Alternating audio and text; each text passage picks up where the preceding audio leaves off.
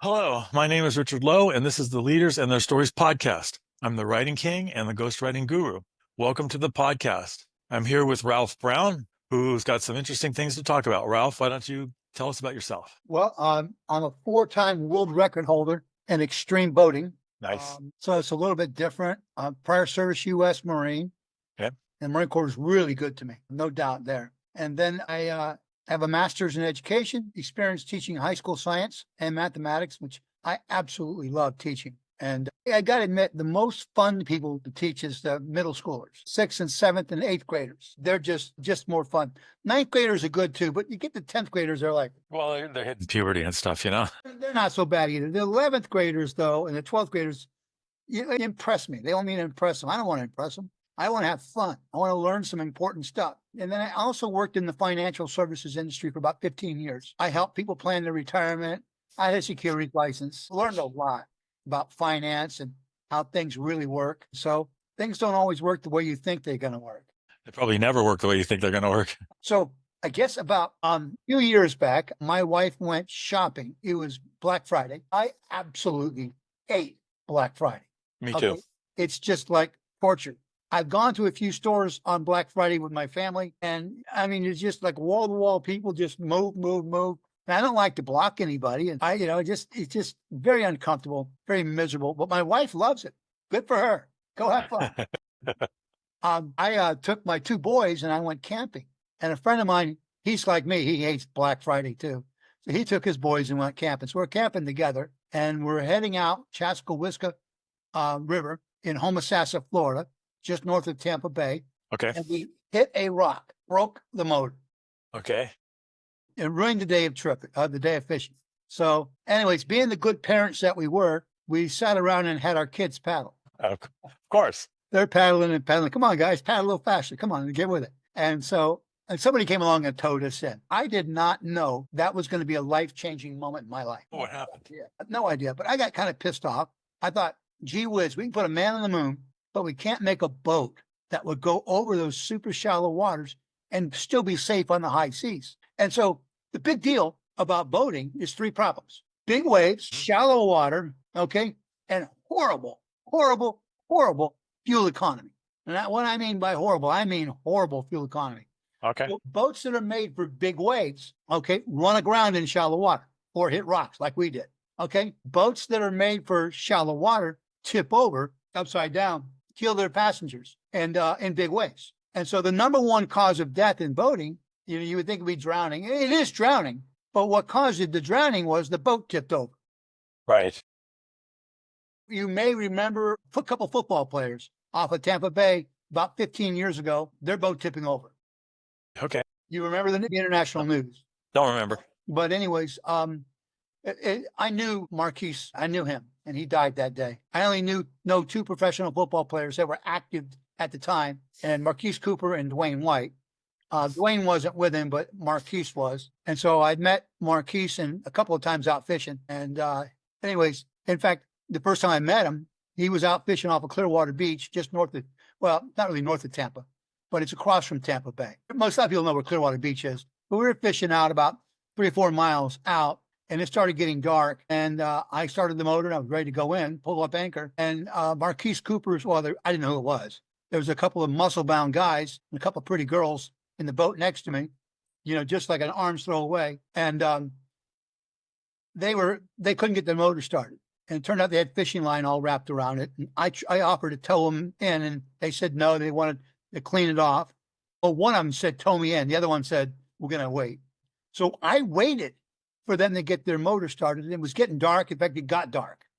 And I refused to leave. My wife's like, let's go. They don't want to get towed in. Let's go. I'm ready to go. And I said, no way. I'm not leaving anybody out here that's stranded, because it doesn't take much for a small problem to become a gigantic problem if things go wrong. And so eventually they got their motor started, and we came on in. We came in, my wife said, those guys look like football players. Why don't you go ask them? So I went over and asked them. It turned out to be Marquise Cooper and Dwayne White. And then I bumped into him again fishing, shark fishing, a couple months later. And then it was all in the news how that their boat had tipped over about 35 miles off the coast of Tampa. three of the people, it was four guys on the boat, but three of the four drowned. And so big problem, boat's tipping over. And so the other issue is, basically horrible fuel economy. So I developed a boat that could run in super, super shallow water. I'm talking that much water, 3.5 inches of water. I've got video of it running in about 1 inch of water, but that's not good for the motor and that's not good for this, for other things. But 3.5 inches of water, it runs beautiful in it. And it's safe on the high seas. So to prove it, I took one from Tampa, Florida to Wiesbaden, Germany. That's All the way around Florida, all the way up the coast of the United States to Canada, to Greenland, to Iceland, to the Faroe Islands, the Shetland Islands, the Orkney Islands, Scotland, London. From London, we went to France, and then we were in France 1 hour. Took them 1 hour to figure out that the French people really don't like Americans. I've heard that forever. Well, now you know. I was there all of 1 hour. Okay. And that's not really fair. I shouldn't paint the whole place with it. When we arrived, this one French guy met us. I don't drink, but he met us with a bottle of wine. Okay. And said, welcome to France. But we were all over the news. So Okay. all that kind of stuff. But we went in to do customs and it's like 5 o'clock. And the customs guy was still at his desk and he wouldn't stamp our passports and let us into the country. He said, go back out to the boat and spend the night. So we had to go back out, past the fence, lock the fence behind us. We couldn't go in, and they wanted us to sit on our boat for till tomorrow morning. Well, the boat's only a 21-footer. It's the smallest powerboat that's ever crossed the ocean in the history of the world. I've looked at my brother for months. I don't want to sit on that boat and look at him anymore. And Right. so we got in the boat and left. But what's interesting is, I was pleading with this guy, and then he ended up with that same remark all the time. You Americans think you're so special, okay? I don't have time to stamp your passport. And the truth is, he didn't have to stamp my passport because once at that time, if he was stamped in England, it was good in France too. I didn't know that, but I guarantee you that guy sitting behind the desk knew it. He wasn't going to tell us. You guys just came from England? Yeah. Okay. Well, could have just said, he asked the question, we just came from England? Yeah. So we got to Rotterdam, Holland, and 2 o'clock in the morning, 3 o'clock in the morning, they came out to do customs for us. What a difference. Yeah. And they said, well, you don't have to do customs. You were stamped in England. What? So you didn't have to go, because it was that time, England was part of the European Common Market at that time. Right. You were stamped in England. You don't have to go through. You mean that French guy didn't tell us this? No. I guarantee you he knew it.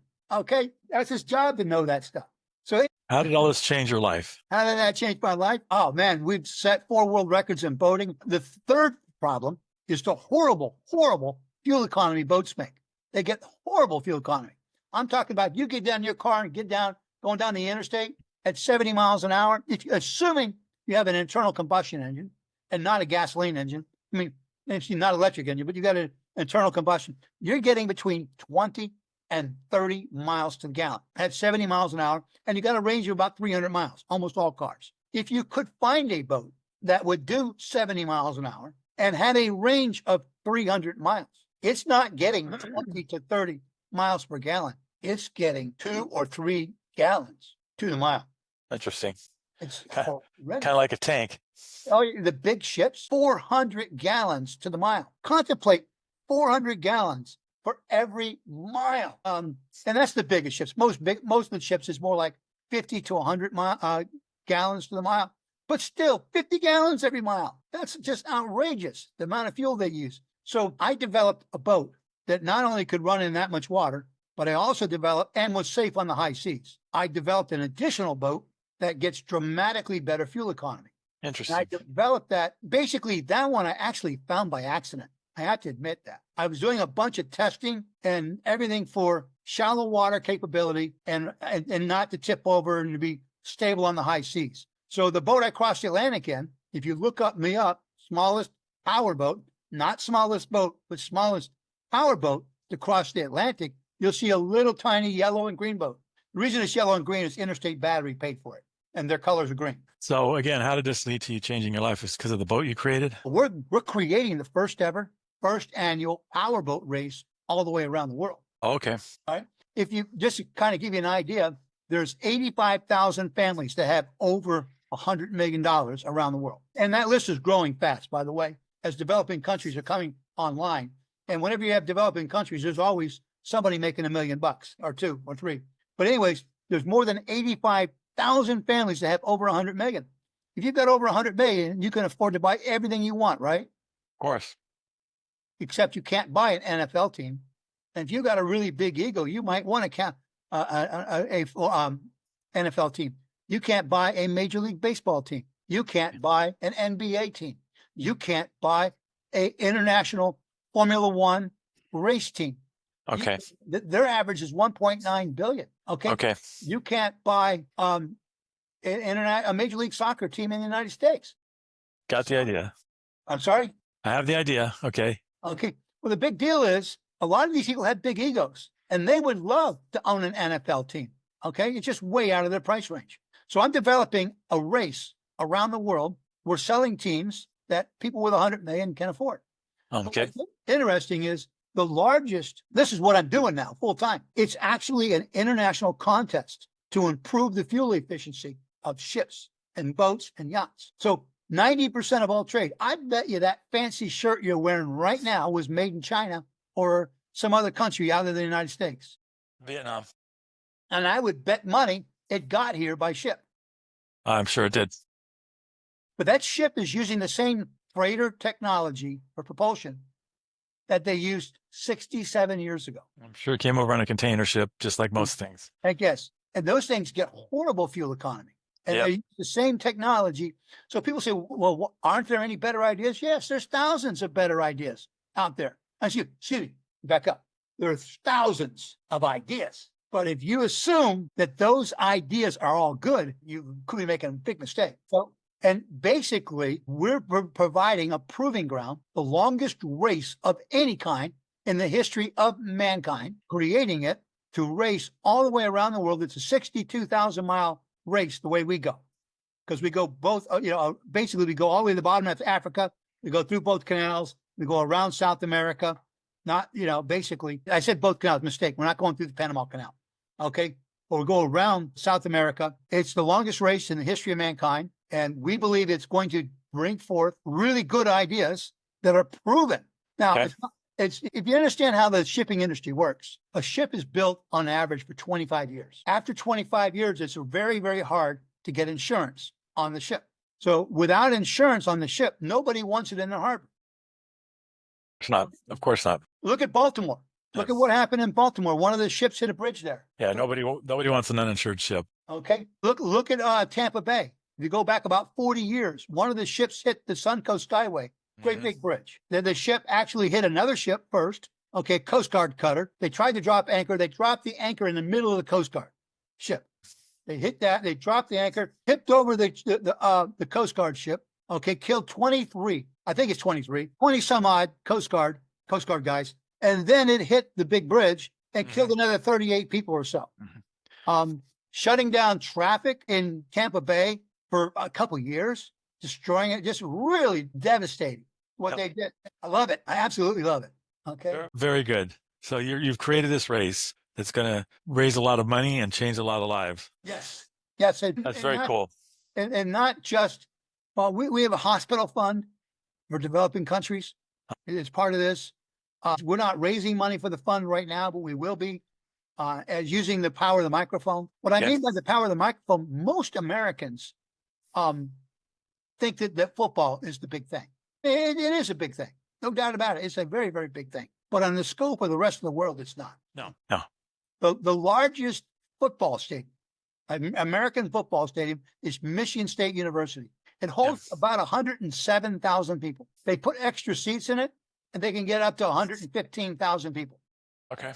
All right. The largest soccer, what we call soccer, or what the rest of the world calls football, stadium is in North Korea. It holds 114,000 people. That's a lot. Okay. Yeah. It's the largest soccer stadium in the world. And then cricket is really big too. The largest cricket stadium in the world is Australia. Yep. It holds 100,400 seats or so. Okay. 100 places, but over 100,000 people, just barely over 100,000. The largest racing stadium, hold on to your seat. The largest racing stadium, 350,000 seats. That's a lot of seats. 3 times bigger than the largest football stadium. 3 times bigger than the largest soccer stadium. 3 times bigger than the largest cricket stadium. So people like to watch racing. Okay. That just got done with the America's Cup sailboat race in Europe. Just got done with it. The economic impact of a race, over $1.4 billion. A sailboat race. More than 1 million people came out to see it. Yep. The sailboat race. So we're creating a race of that caliber. We're looking to create billions of dollars of economic impact and millions of dollars paying people coming out to see it, and then millions to watch it on TV. You stop and think, the 5 largest things on TV on the planet, excuse me, 5 largest regular things on TV, because landing on the moon is big and Queen Elizabeth's funeral was really, really big. But other than those 2 things, the 5 largest things on TV worldwide, the Olympics, half of it's racing, half a bunch of other things, but half of it's racing. It's country competing against country. World Cup soccer, it's country competing against country. European Cup soccer, Right. country competing against country. The America's Cup, that's a sailboat race I just told you about. It's country competing against country, and it's racing. Are you seeing a pattern here? Okay. And then next, Formula One racing. The NFL didn't make the list, the top 5 things. Okay, it's racing and soccer. Okay. The world loves racing and soccer, no doubt about it. So we're creating this new race. We believe we're going to have the power of impact of the microphone. We believe the television and media rights are going to end up being worth a lot. We believe we're going to have the power to help a lot of people do a lot of things. One of the things I'm really motivated about is basically hospitals in third world countries. They have, in most countries, they have the high value, basically hospitals that are private hospitals for very wealthy people. Those are clean, and most of them would compare with U.S. hospitals. Okay, they're clean. You go to the public hospitals in most countries, they're filthy, and the care there is horrible. My niece, Christy Brown, was 9 years old when she died in Honduras. Something that could be easily taken care of in the United States, easily. My brother wasn't rich. Okay, went to one hospital. They said, we can't help her. Send her to another hospital, and they just let her die. There wasn't much they could do, and for something would be easily treated in the United States, easily.